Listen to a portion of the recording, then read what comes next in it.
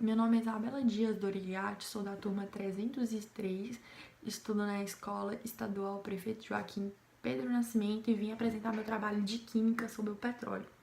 Para começar falando do petróleo, vou começar falando da origem dele.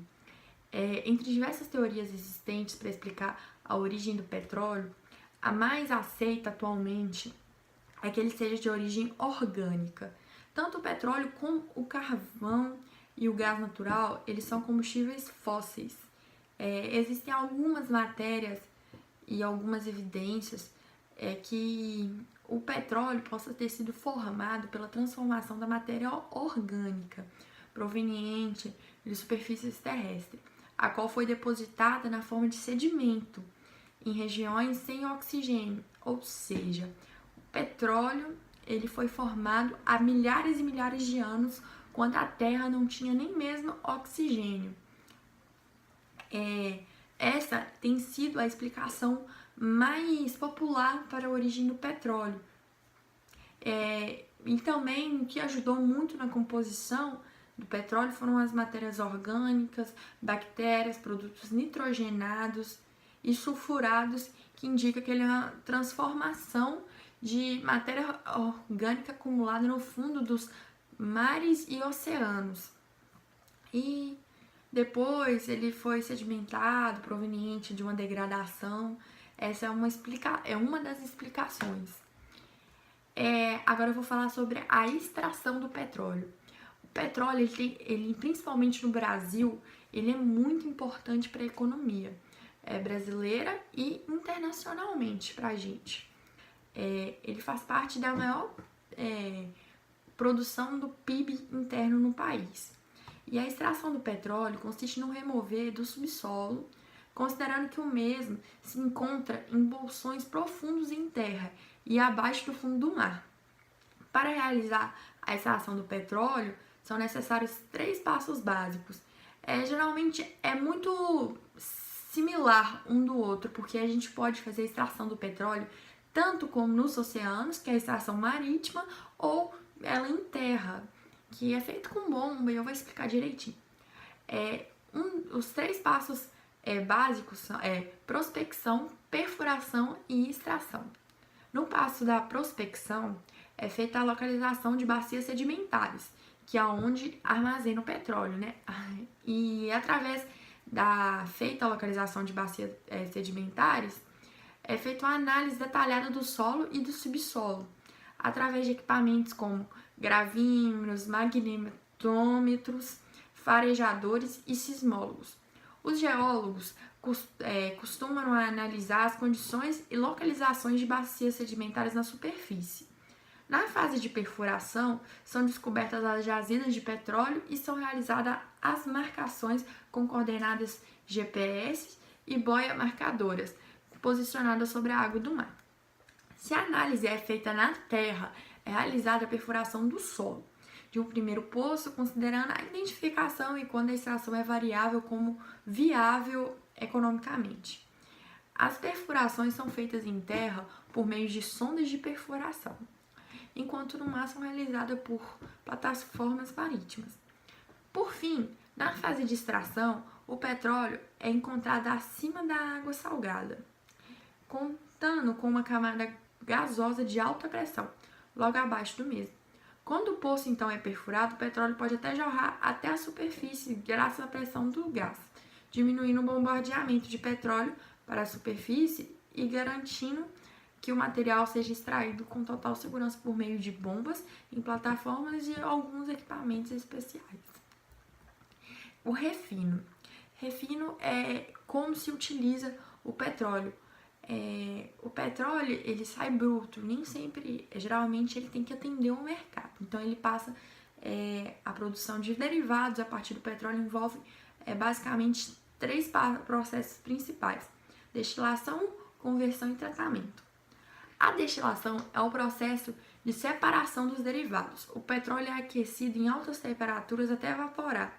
Esse vapor volta ao estado líquido conforme resfria em diferentes níveis da torre de destilação. Em cada nível, há um recipiente que coleta um determinado subproduto do petróleo. E a conversão. Conversão é o processo que transforma as partes mais pesadas e de menor valor do petróleo em moléculas menores, dando origem a derivados mais nobres.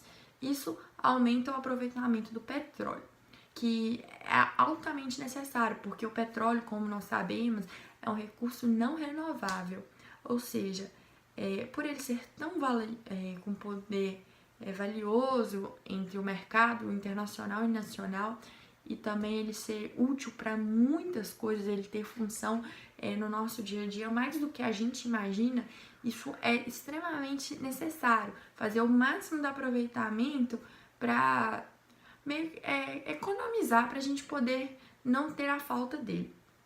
E vem o tratamento. O tratamento do petróleo são os processos voltados para adequar os derivados à qualidade exigida pelo mercado. Em um desses processos, tem um exemplo que pode ser citado, que é feita a remoção do enxofre. Cracking. O cracking, o petróleo é um produto orgânico que geralmente não é usado na forma bruta. Como é constituído de uma mistura complexa de hidrocarbonetos, o petróleo passa por um processo de refinamento, em que são obtidas as frações do petróleo, ou seja, grupos de misturas que contêm menos compostos e que possuem massa molar semelhante em cada fração. A principal diferença entre essas frações está na quantidade de átomos de carbono nas moléculas de suas constituintes. Quanto maior for esse número, mais pesada será a fração. Visto que a diferença está somente no tamanho das moléculas, surgiu um processo químico em que algumas frações do petróleo, bem como resíduos do petróleo que restam após o fracionamento, são submetidas. Esse processo é o chamado craqueamento e é conhecido também como cracking. A palavra craqueamento vem do inglês crack, que significa quebrar. É exatamente isso. Nesse processo, ocorre a quebra de moléculas longas de hidrocarbonetos de elevada massa molar para a formação de outras moléculas com cadeias menores e massas molares mais baixas, como alcanos, alcenos, inclusive carbono e hidrogênio. Um desses exemplos é a fração do querosene. Ela é formada por moléculas de 10 a 16 átomos de carbono. Essa é uma molécula longa e pode passar pelo craqueamento em refinarias de petróleo e ser transformada em moléculas menores. Um dos exemplos é o carbono 8 e hidrogênio 18, que compõe a gasolina. O craqueamento é realizado em colunas de fracionamento das refinarias de petróleo. Existem dois tipos que são divididos atualmente, que é o craqueamento térmico e o catalítico. A indústria petrolífera. A indústria é geralmente dividida em 3 grandes segmentos, denominados upstream, midstream e downstream. No entanto, a American Petroleum Institute divide a indústria do petróleo em 5 setores: upstream, downstream, oleodutos, marina e fornecimento de serviços. A gente teve um acidente de petróleo, foi considerado uma das maiores em 2010, que foi o derramamento de petróleo no Golfo do México. Com o impacto, tubulações no fundo do oceano foram rompidas, dando início a um vazamento de petróleo que chegaria a uma quantidade de total estimada entre 3 a 4 milhões de barris. As consequências para o meio ambiente mostraram ser coisas catastróficas. Animais marinhos do Golfo, tanto como pelo petróleo, quanto pelos produtos tóxicos que depois foram usados para tentar limpar e diminuir o impacto no oceano, foram diretamente atingidos. Os pelicanos marrons, que tinham o Golfo do México como uma área favorável às suas sobrevivências, foram atingidos de maneira especialmente trágica. Ao mergulharem atrás de peixes e aves, ficaram com as penas cobertas de óleo e sem conseguir regular a temperatura corporal, e acabavam morrendo por hipotermia. 4 espécies de tartarugas marinhas, além de golfinhos, cachalotes, camarão e outros crustáceos e peixe. O Golfo do México é um dos únicos viveiros no mundo do atum rabilho. Tiveram suas populações devastadas E vale lembrar o que o plâncton, inclusive o organismo que está na base da cadeia alimentar marinha, não sobrevive em contato com o petróleo.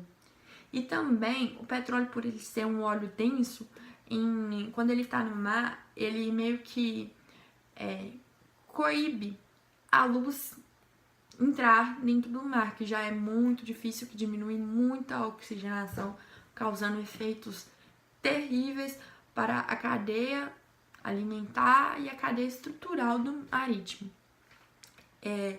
Esse é meu trabalho. Obrigada.